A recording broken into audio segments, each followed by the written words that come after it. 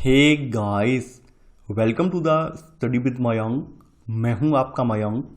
आज हम लोग टेस्ट 24 के अंतर्गत यूपीएससी प्रीलिम से संबंधित भारतीय राज्य व्यवस्था एवं शासन के प्रश्नों को देखेंगे। तो चलिए स्टार्ट करते हैं आज का वीडियो। देखते हैं मैं क्या क्या डिस्कस करना है यहाँ पर। आज का पहला प्रश्न है, विशेषाधिकार समिति के संदर्भ में निम्नलिखित कथनों पर विचार कीजिए। पूछा गया है कौन सा कथन सही है। विशेषाधिकार समिति एक 22 सदस्यीय निकाय है जिसमें राज्यसभा के 7 और लोकसभा के 15 सदस्य शामिल होते हैं। अध्यक्ष या सभापति संसद के प्रत्येक सदन से संबंधित सदस्यों को इसमें नामित करता है और वह इस समिति का प्रमुख भी होता है। देखिए, आपका पहला वाला कथन गलत है। संसद के प्रत्येक सदन में यानी लोकसभा और राज्यसभा दोनों के लिए एक पृथक स्वतंत्र विशेषाधिकार समिति का प्रावधान किया गया है, यानी इन दोनों के लिए पृथक स्वतंत्र विशेषाधिकार समिति होती है। तो उस हिसाब से आपका पहला वाला कथन गलत हो जाएगा। सेकंड वाला कथन भी आपका गलत है। लोकसभा में अध्यक्ष संबंधित पार्टी की सीटों के अनुसार 15 सदस्यों को मिलाकर विशेषाधिकार समिति को नामित करता है और राज्यसभा में उपसभापति विशेषाधिकार समिति का अध्यक्ष होता है जिसमें 10 सदस्य होते हैं। तो यहाँ पर आपका सेकंड वाला कथन गलत हो जाएगा। यहाँ पर आपका एक और दो दोनों ही कथन गलत हैं। तो आपका आंसर होगा यहाँ पर पहले का डी, ना तो एक और ना ही दूसरा। दूसरा प्रश्न है आपका, यदि कोई प्रश्न उठता है कि कोई मामला राज्यपाल के विवेकाधिकार में आता है या नहीं, तो इस पर अंतिम निर्णय होगा उच्च न्यायालय के मुख्य न्यायाधीश का, राज्यपाल का, राष्ट्रपति का, मंत्रिपरिषद का। संविधान के अनुच्छेद 163 में राज्यपाल को उसके कार्यों में सहायता और सलाह देने के लिए मुख्यमंत्री के साथ एक मंत्रिपरिषद का प्रावधान है और यह प्रावधान विवेकाधीन शक्तियों को छोड़कर है। यदि कोई प्रश्न उठता है कि कोई मामला राज्यपाल के विवेकाधिकार में आता है या नहीं, तो राज्यपाल का निर्णय इसमें अंतिम होता है और उसके द्वारा की गई किसी भी कार्य की वैधता पर इस आधार पर सवाल नहीं उठाया जा सकता है कि उसे अपने विवेक से काम करना चाहिए था या नहीं करना चाहिए था। तो यहां पर आपका सही आंसर होगा सेकंड का बी वाला। तीसरा प्रश्न है आपका, निम्नलिखित में से किसे उच्च न्यायालय में न्यायाधीशों की संख्या निर्धारित करने का अधिकार है। भारत का राष्ट्रपति, भारत का मुख्य न्यायाधीश, केंद्रीय कानून और न्याय मंत्री, सर्वोच्च न्यायालय, कॉलेजियम। प्रत्येक उच्च न्यायालय में एक मुख्य न्यायाधीश और अन्य न्यायाधीश उस संख्या में होते हैं जितने आवश्यकता अनुसार समय समय पर राष्ट्रपति द्वारा नियुक्त किए जाते हैं। तो यहाँ पर आपका सही आंसर है तीसरे का ए वाला, यानी यहाँ पर संख्या निर्धारित करने का अधिकार राष्ट्रपति के पास है। चौथा प्रश्न है आपका, केंद्र में मंत्रियों के प्रावधानों के संदर्भ में निम्नलिखित कथनों में से कौन सा सही नहीं है, ये आपको बताना है। मंत्री प्रधानमंत्री के प्रसाद पर्यंत पद धारण करेंगे। मंत्रिपरिषद सामूहिक रूप से लोकसभा के प्रति उत्तरदायी होगी। राष्ट्रपति मंत्रियों को पद और गोपनीयता की शपथ दिलाएगा। मंत्रियों के वेतन और भत्ते संसद द्वारा निर्धारित किए जाएंगे। देखिए, आपके संविधान के आर्टिकल 75 में मंत्रियों के संबंधित प्रावधान दिए हुए हैं। तो मंत्री जो होते हैं ये प्रधानमंत्री के प्रसाद पर्यंत नहीं होते हैं, बल्कि राष्ट्रपति के प्रसाद पर्यंत पद धारण करेंगे। तो यहां पर आपका पहला वाला कथन गलत हो जाएगा। सेकंड वाला कथन आपका बिल्कुल सही है, यानी मंत्रिपरिषद सामूहिक रूप से लोकसभा के प्रति उत्तरदायी होगी और राष्ट्रपति जो है ये मंत्रियों को पद और गोपनीयता की शपथ दिलाता है। इसके अलावा मंत्रियों के जो वेतन और भत्ते होते हैं वो समय समय पर संसद द्वारा निर्धारित किए जाएंगे। तो ये वाला भी सही है। यहां पर जो गलत वाला आंसर है वो है चौथे का ए, केवल एक। पांचवा प्रश्न है आपका, भारत में नगर निगमों के संदर्भ में निम्नलिखित कथनों पर विचार कीजिए। पूछा गया है कौन सा कथन सही है। नगर परिषद की अध्यक्षता नगर आयुक्त करता है। नगर पालिका परिषद द्वारा किए गए निर्णय मेयर द्वारा लागू किए जाते हैं। राज्यों में नगर निगमों की स्थापना संबंधित राज्य विधानसभाओं के कानूनों और केंद्र शासित प्रदेशों में भारत की संसद के द्वारा निर्मित कानूनों के द्वारा इसकी स्थापना की जाती है। नगर निगम में 3 प्राधिकरण होते हैं। इसमें पहला एक होता है परिषद और इसके बाद परिषद के बाद यहां पर सेकंड होता है इसमें स्थायी समितियां। इसके बाद आता है आपका आयुक्त, यानी यहां पर 3 प्राधिकरण आपको देखने को मिलेंगे। अगर हम बात करें यहां पर इसकी, तो परिषद का नेतृत्व मेयर करता है, यानी इसका जो नेतृत्व है वो मेयर करता है और उन्हें उप महापौर द्वारा सहायता प्रदान की जाती है। अधिकांश राज्यों में वह मुख्यतः 1 वर्ष के कार्यकाल के लिए चुना जाता है और वह मूल रूप से निगम का एक औपचारिक प्रमुख है। उसका मुख्य कार्य परिषद की बैठकों की अध्यक्षता करना है। यानी नगर निगम जो नगर परिषद है इसकी अध्यक्षता नगर आयुक्त नहीं करते हैं, बल्कि इसकी अध्यक्षता मेयर या महापौर जिसको कहा जाता है उसके द्वारा की जाती है। तो यहां पर आपका पहला वाला कथन गलत हो जाएगा। सेकंड वाला कथन आपका यह भी गलत है। नगर पालिका आयुक्त परिषद और उसकी स्थायी समितियों द्वारा लिए गए निर्णयों के कार्यान्वयन के लिए जिम्मेदार होता है और इस प्रकार वह निगम का मुख्य कार्यकारी अधिकारी होता है। इन निगम का जो मुख्य कार्यकारी अधिकारी होता है वो आयुक्त होता है, ना कि मेयर। तो यहां पर आपका सेकंड वाला कथन भी गलत हो जाएगा। यहां पर आपका 1 और 2 दोनों ही कथन गलत हैं, तो आपका आंसर है यहां पर 5वें का डी, ना तो 1 और ना ही दूसरा। छठवां प्रश्न है आपका, निम्नलिखित कथनों पर विचार कीजिए। पूछा गया है कौन सा कथन सही है। 42 में संविधान संशोधन अधिनियम ने मंत्रिपरिषद के सुझाव को राष्ट्रपति पर बाध्यकारी बना दिया है। ऐसा मंत्री जो किसी एक सदन का सदस्य है दूसरे सदन की कार्यवाही में भाग नहीं ले सकता है। अनुच्छेद 74 में वर्णित है कि राष्ट्रपति को उसके कृत्यों को करने में सहायता और सलाह देने के लिए एक मंत्रिपरिषद होगी जिसका प्रमुख प्रधानमंत्री होगा। 42 में और 44 में संविधान संशोधन अधिनियमों ने राष्ट्रपति के लिए परामर्श को मानना बाध्यकारी बना दिया है। तो यहां पर आपका पहला वाला कथन बिल्कुल सही है। सेकंड वाला कथन जो है ये कथन सही नहीं है। एक मंत्री जो संसद के किसी एक सदन का सदस्य है उसके पास बोलने का और दूसरे सदन की कार्यवाहियों में भाग लेने का अधिकार है, लेकिन वह केवल उस सदन में मतदान कर सकता है जिसका वह सदस्य है। तो उस हिसाब से आपका सेकंड वाला कथन जो है ये गलत हो जाएगा। केवल पहला वाला सही है, तो आपका सही आंसर है छठवें का ए, केवल 1। 7वां प्रश्न है आपका, उच्चतम न्यायालय के सलाहकारी क्षेत्राधिकारी के संदर्भ में निम्नलिखित कथनों पर विचार कीजिए। पूछा गया है कौन सा कथन सही है। राष्ट्रपति द्वारा निर्दिष्ट कुछ मामलों पर सर्वोच्च न्यायालय अपनी राय देने के लिए बाध्य है। सर्वोच्च न्यायालय द्वारा दी गई राय राष्ट्रपति के लिए बाध्यकारी नहीं है। संविधान के अनुच्छेद 141 के अंतर्गत कुछ मामलों में सर्वोच्च न्यायालय की राय लेने के लिए यह राष्ट्रपति को अधिकृत करता है, जैसे कानून या सार्वजनिक महत्व के किसी भी सवाल पर जो उत्पन्न हुआ है या जिसकी उत्पन्न होने की संभावना है, ये इस पर सलाह ले सकता है। इसके अलावा किसी भी पूर्व संवैधानिक संधि, समझौते, अनुबंध, सहभागिता या सनद या किसी अन्य उपकरण से उत्पन्न विवाद पर राष्ट्रपति सर्वोच्च न्यायालय से सलाह ले सकता है। तो यहाँ पर आपका पहला वाला कथन बिल्कुल सही है। यानी पहले जो मामला है, यानी जो पहला मामला जो था कानून या सार्वजनिक महत्व को लेकर, तो पहले मामले पर सर्वोच्च न्यायालय राष्ट्रपति को अपनी राय दे सकता है या फिर मना कर सकता है। लेकिन दूसरा मामला जो मैंने बताया है, किसी भी पूर्व संवैधानिक संधि, समझौता, अनुबंध, सहभागिता, सनद या किसी अन्य उपकरण से संबंधित जो विवाद है, इस पर सर्वोच्च न्यायालय को राष्ट्रपति को अपनी राय देनी ही होगी। तो यहां पर आपका पहला वाला कथन बिल्कुल सही है। सेकंड वाला कथन आपका यह भी सही है। दोनों मामलों में सर्वोच्च न्यायालय द्वारा व्यक्त की गई राय केवल सलाहकारी है और ये न्यायिक घोषणा नहीं है, राष्ट्रपति के लिए बाध्यकारी नहीं है। वह सलाह का पालन कर सकता है या फिर नहीं भी कर सकता है। तो यहां पर आपका 1 और 2 दोनों ही कथन सही है। तो आपका सही आंसर है 7वें का सी, यानी 1 और 2 दोनों। 8वां प्रश्न है आपका, निम्नलिखित कथनों पर विचार कीजिए। पूछा गया है कौन सा कथन आपका यहां पर सही है, आपको बताना है। पहला है, एक राज्य में सभी मंत्री अपने सभी चूक और कार्यों के लिए विधानसभा के प्रति संयुक्त रूप से उत्तरदायी होते हैं।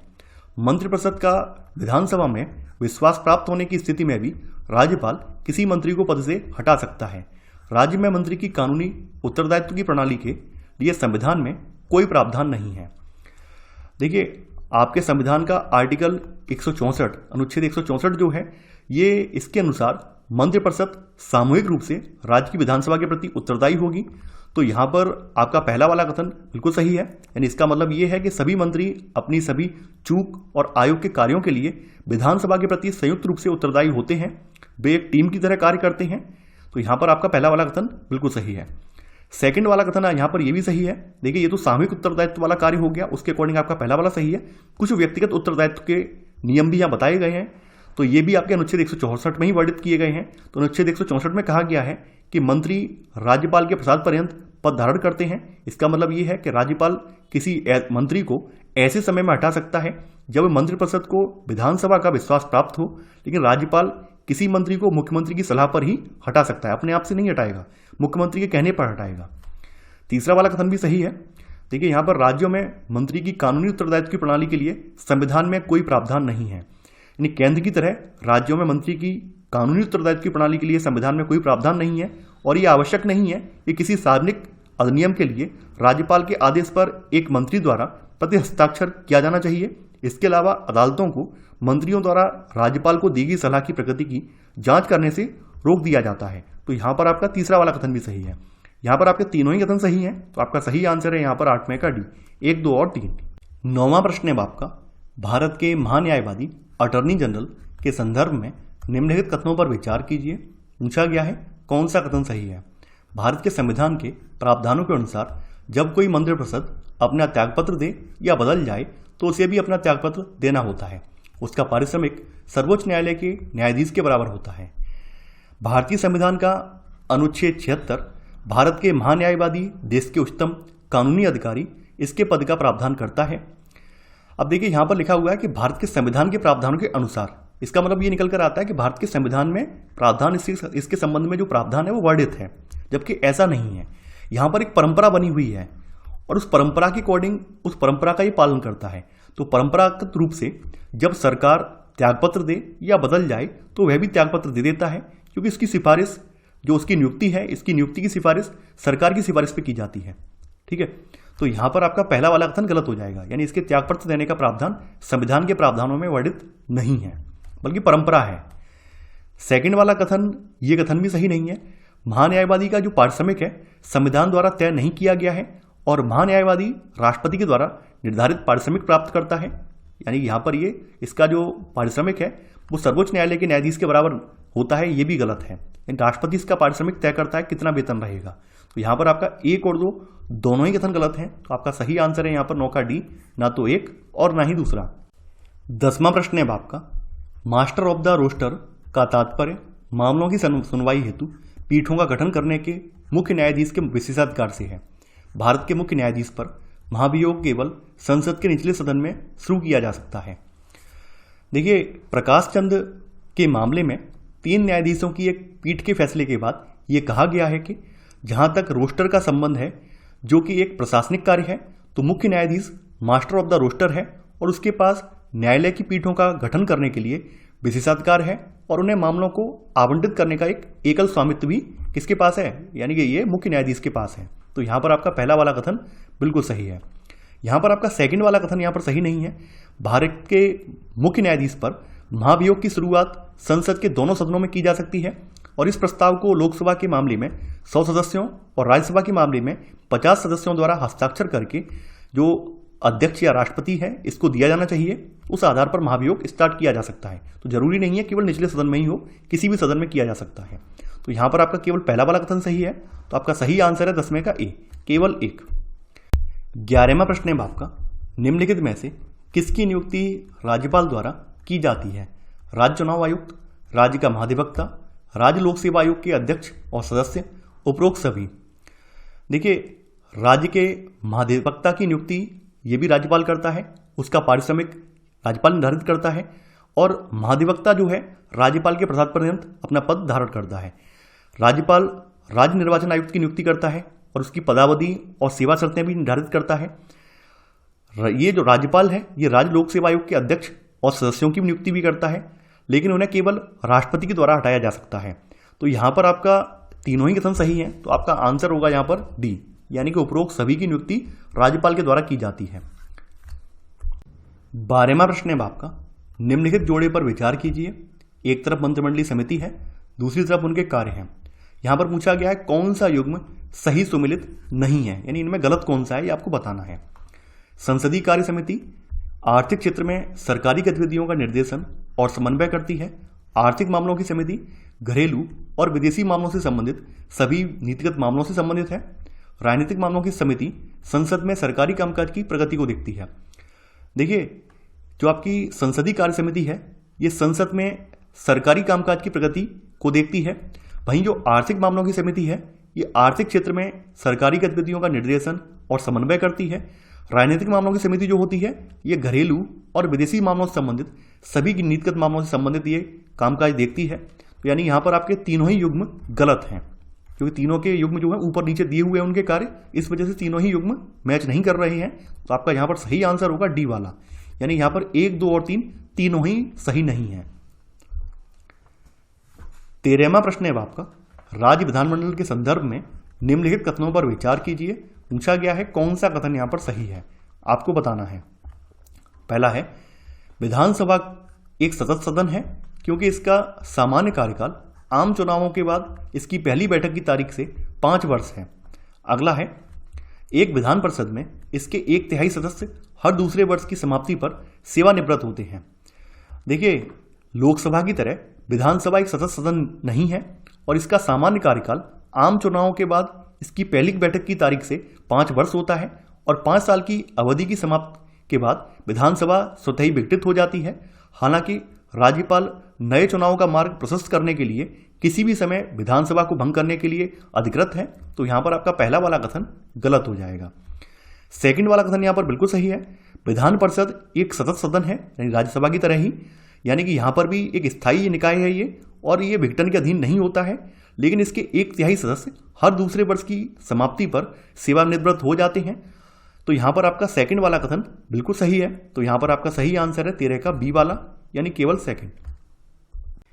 14वां प्रश्न है आपका, लोकसभा के अल्पकालिक यानी प्रोटेम स्पीकर अध्यक्ष के संदर्भ में निम्नलिखित कथनों पर विचार कीजिए। पूछा गया है कौन सा कथन सही है। अल्पकालिक प्रोटेम स्पीकर अध्यक्ष लोकसभा की प्रथम बैठक की अध्यक्षता करता है और नवनिर्वाचित सांसदों को पद की शपथ दिलाता है। भारत का मुख्य न्यायाधीश स्वयं प्रोटेम स्पीकर को शपथ दिलाता है। देखिए, नवनिर्वाचित सदन की बैठकों की अध्यक्षता करने के लिए राष्ट्रपति या राज्यपाल प्रोटेम स्पीकर की नियुक्ति करते हैं। सामान्यतः सदन के वरिष्ठतम सदस्य को अस्थायी यहां पर अध्यक्ष बनाया जाता है और वे लोकसभा की पहली बैठक की अध्यक्षता करते हैं और नवनिर्वाचित सांसदों को पद की शपथ दिलाते हैं। तो यहां पर आपका पहला वाला कथन बिल्कुल सही है।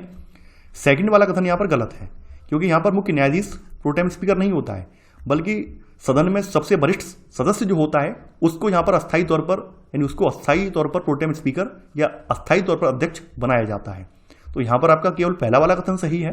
तो यहां पर आपका सही आंसर है 14 का ए वाला, केवल एक। 15वां प्रश्न है आपका, निजी सदस्यों के विधेयकों और प्रस्तावों के लिए समिति के संदर्भ में निम्नलिखित कथनों पर विचार कीजिए। पूछा गया है कौन सा कथन सही है। यह समिति केवल लोकसभा में मौजूद होती है, राज्यसभा में नहीं। समिति की अध्यक्षता संबंधित सदन में विपक्ष के नेता द्वारा की जाती है। देखिए, जो निजी सदस्यों के विधेयकों और प्रस्तावों के लिए जो समिति है, तो ये समिति विधेयकों का वर्गीकरण करती है और निजी या व्यक्तिगत सदस्यों द्वारा प्रस्तुत विधेयकों और प्रस्तावों पर चर्चा के लिए ये समय आवंटित करती है। राज्यसभा में ऐसी कोई समिति नहीं होती है। इस समिति का कार्य राज्यसभा में कार्य सलाहकार समिति के द्वारा किया जाता है, यानी ये केवल लोकसभा में मौजूद होती है, राज्यसभा में नहीं। तो आपका पहला वाला कथन बिल्कुल सही है। सेकंड वाला कथन यहां पर ये गलत है। यह लोकसभा की एक विशेष समिति है जिसमें 15 सदस्य शामिल होते हैं, जबकि लोकसभा के उपाध्यक्ष इसकी अध्यक्षता करते हैं। यानी इसकी अध्यक्षता जो है सदन में विपक्ष के नेता के द्वारा नहीं की जाती है, बल्कि यहाँ पर उपाध्यक्ष द्वारा की जाती है। लोकसभा के जो उपाध्यक्ष हैं उनके द्वारा इसकी अध्यक्षता की जाती है। तो यहाँ पर आपका सेकंड वाला कथन गलत है, केवल पहला वाला सही है। तो आपका सही आंसर है 15 का ए, केवल एक। तो ये था हमारा आज का वीडियो। आई होप आपको आज का वीडियो पसंद आया होगा। आप लोग इस वीडियो को लाइक और शेयर करना बिल्कुल ना भूलिए। तो चलिए आज के लिए बस इतना ही। Thanks for watching. जय हिंद।